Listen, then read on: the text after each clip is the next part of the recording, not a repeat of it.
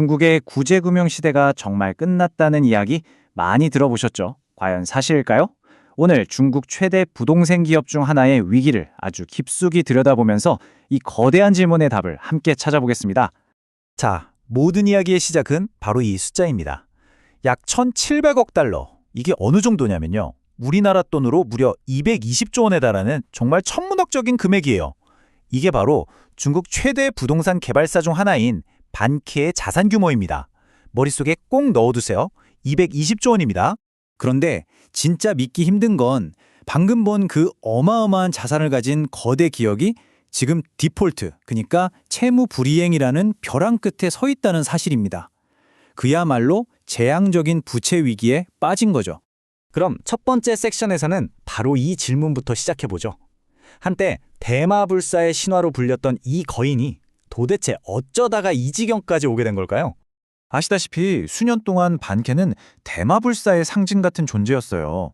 특히 국영기업이라는 든든한 배경이 있었기 때문에 시장에서는 설마 무슨 일이 생겨도 정부가 결국엔 구해주겠지? 하는 거의 깨지지 않을 것 같은 믿음이 있었죠. 하지만 바로 그 믿음, 그 단단했던 가정이 이제는 완전히 산산조각 나버렸습니다.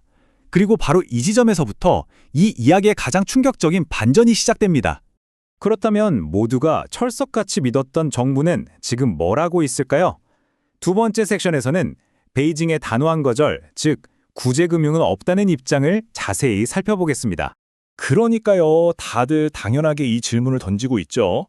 국가 경제 전체를 흔들 수 있는 이렇게 큰 위기인데 정부의 구제금융은 대체 어디에 있는 걸까요? 답은 아주 명확합니다.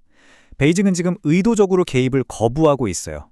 정부 지원만 믿고 무분별하게 사업을 확장한 기업에 상을 주는 꼴, 즉 도덕적 해이를 더는 용납하지 않겠다는 거죠.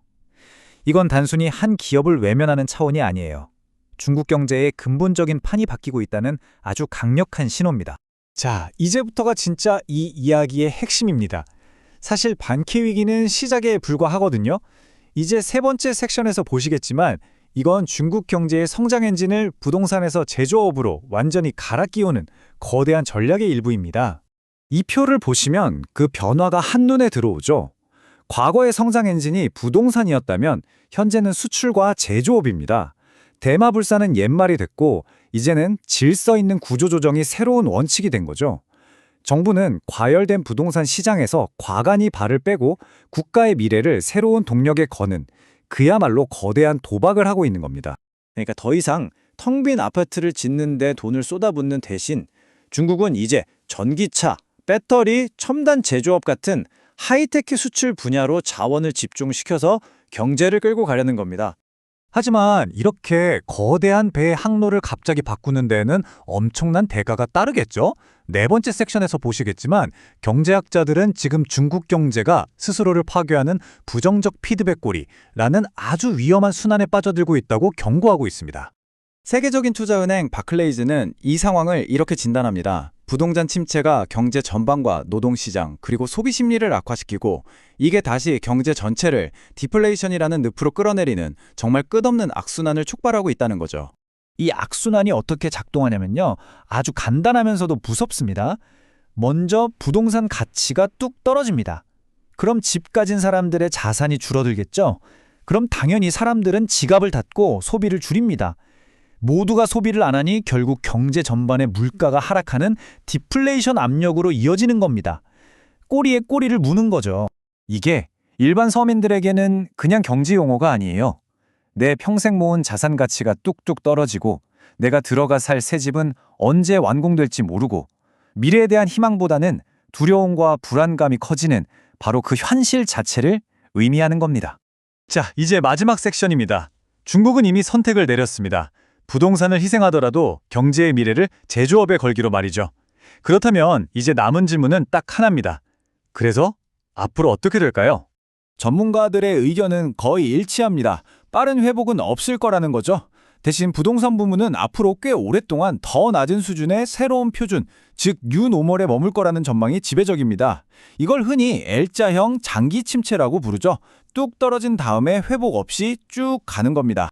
이 상황은 중국 지도자들에게 정말 어려운 선택을 강요하고 있습니다. 그래서 마지막으로 제가 여러분께 직접 한번 여쭤보고 싶습니다. 만약 여러분이 정책 결정자라면 어떤 선택을 하시겠습니까? 두 가지 선택지가 있습니다. 첫 번째, 구제금융. 막대한 자금을 투입해서 일단 기업들을 살리는 거죠. 하지만 그 대가는 부실 경영에 보상해주는 도덕적 해이의 위험입니다. 두 번째, 구조조정. 새로운 계획을 고수하면서 부실 기업은 과감히 정리하는 겁니다. 하지만 이 길은 극심한 경기 침체와 사회적 불안이라는 고통을 감수해야 할 수도 있습니다. 자, 어떤 독이 든 잔을 드시겠습니까? 정말 쉬운 답이 없죠. 하지만 이건 오늘날 세계 경제가 직면한 가장 중요한 질문 중 하나일 겁니다. 여러분의 선택은 무엇인가요? 댓글로 여러분의 생각을 자유롭게 남겨주세요. 저희는 여러분의 의견이 정말 궁금합니다.